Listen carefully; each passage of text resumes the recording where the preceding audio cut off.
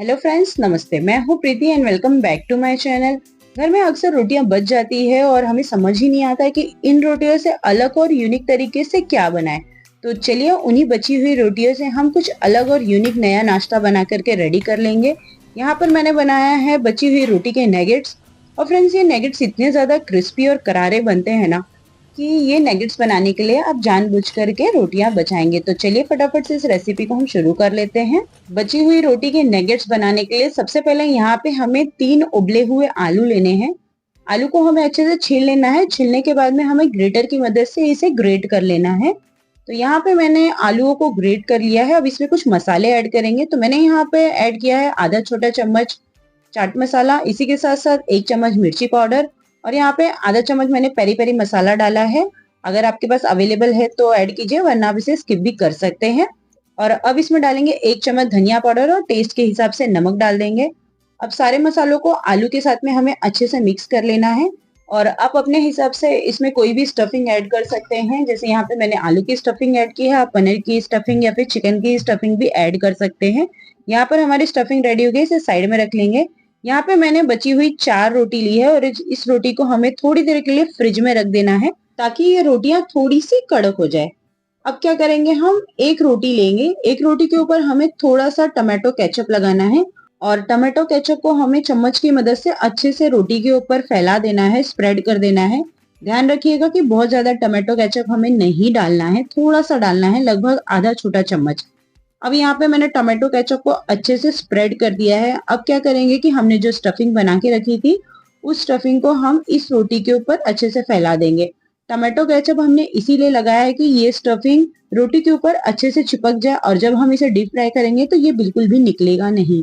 तो बस इस तरीके से हमने आलू की स्टफिंग को रोटी के ऊपर स्प्रेड कर दिया है, लगा दिया है। अब हमें क्या करना है, दूसरी रोटी के ऊपर भी टमाटो केचप को स्प्रेड कर लेना है। उसके बाद हमें आलू की स्टफिंग के ऊपर दूसरी रोटी को रख देना है। दूसरी रोटी को रखने के बाद में अब इसे हमें स्क्वायर शेप में कट कर लेना है। तो आप चाकू की मदद से या फिर आप सीजर या कैंची की मदद से भी इसे काट सकते हैं। और फ्रेंड्स, आप इसे अपने तरीके से कट कर सकते हैं। यहाँ पे मैंने इसे स्क्वायर शेप में कट किया है, छोटे छोटे पीसेस में, जिससे कि ये दिखने में और फ्राई करने में बहुत इजी और आसान हो जाता है। तो बस इस तरीके से हमें इसे काट लेना है।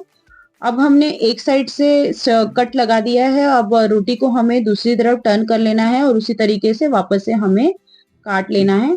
तो यहाँ पे आप देख सकते हैं कि मैंने यहाँ पर रोटी को कट कर लिया है और छोटे छोटे पीसेस में कट किया है। इसे ये होता है कि इसे जब हम फ्राई करेंगे तो ये इजीली फ्राई हो जाती है। सो फ्रेंड्स, आप देख सकते हैं रोटी को मैंने इस तरीके से काट लिया है। और अब हमें इन रोटियों को अलग कर लेना है। तो मैंने यहाँ पर 4 रोटी ली थी। चारों रोटी को हमें इसी तरीके से बना लेना है और ये बहुत इजीली बन जाता है और बहुत आसान तरीके से बन जाता है। अब हमने क्या करना है कि इसे वापस से 5 मिनट के लिए फ्रिज में रख देंगे ताकि ये अच्छे से सेट हो जाए और उसके बाद हम नेक्स्ट प्रोसेस कर लेते हैं। अब मैंने यहाँ पे लगभग 1 कप मकाई वाला पोहा लिया है। अभी इसे क्या करना है, हमें हाथ से अच्छे से तोड़ देना है या मिक्सर ग्राइंडर में आप एक बार इसे घुमा दीजिए तो अच्छे से ये टूट जाएगा। बहुत ज्यादा फाइन पाउडर जैसा हमें नहीं बनाना है, इसलिए मैं इसे हाथ से तोड़ रही हूँ। तो हमें इस तरीके से इस मकाई वाले पोहे को तोड़ लेना है। उसके बाद में उसे साइड में रख लेंगे। अब हम स्लरी बना लेंगे। स्लरी बनाने के लिए यहाँ पे मैंने 2 चम्मच कॉर्नफ्लावर लिया है। 2 चम्मच कॉर्नफ्लावर के साथ अब इसमें डाल देंगे 3 चम्मच मैदा। मैदा की जगह आप चावल के आटे का भी इस्तेमाल कर सकते हैं। और थोड़ा सा हम नमक डाल देंगे। नमक डालने के बाद में अब इसकी स्लरी बनाने के लिए हम थोड़ा थोड़ा करके इसमें पानी डालेंगे। ध्यान रखिएगा, एक ही साथ पानी नहीं डालना है, वरना ये जो स्लरी है वो बहुत पतली बन जाएगी। इसलिए थोड़ा थोड़ा करके ही हमें पानी डालना है और मिक्स करते जाना है। मिक्स नहीं करेंगे तो इसमें गुठलियां पड़ जाएंगी। तो आप देख सकते हैं यहाँ पर हमारी जो स्लरी है वो बन करके तैयार हो गई है। और कुछ इस तरीके का स्लरी का रनिंग बैटर होना चाहिए, ना ही ज्यादा पतला होना चाहिए और ना ही ज्यादा थिक होना चाहिए। तो यहाँ पर हमारी स्लरी बन चुकी है। अब इस स्लरी को भी हम साइड में रख लेंगे। तो सारी तैयारी हमने कर ली है। तो चलिए अब हम रोटी के नेगेट्स बना लेते हैं। रोटी के नेगेट्स के लिए हमें एक रोटी का पीस ले लेना है और स्लरी में इसे डिप करना है। और डिप करने के बाद में अच्छे से हमें स्लरी में इस रोटी के पीस को कोट कर लेना है। और उसके बाद में हम इसे कॉर्नफ्लेक्स यानी मकई पोहे के ऊपर रखेंगे और इसे अच्छे से कोट कर लेंगे। अच्छे से इसके ऊपर हम मकई पोहा लगा देंगे। तो यहाँ पर हमारा एक रोटी वाला जो नगेट्स है वो बन करके तैयार हो गया है। अगर स्लरी पतली हो तो इस प्रोसेस को 2 बार रिपीट करें, इससे भी ये नगेट्स काफी अच्छे बनते हैं। तो बस इस तरीके से एक नगेट्स मैंने बना लिया है। इसी प्रोसेस को फॉलो करते हुए हम एक एक पीस को स्लरी के अंदर डिप करेंगे। डिप करने के बाद में हमें कॉर्नफ्लेक्स यानी मकाई वाले पोहे में इसे डालना है और इसे अच्छे से कोट कर देना है।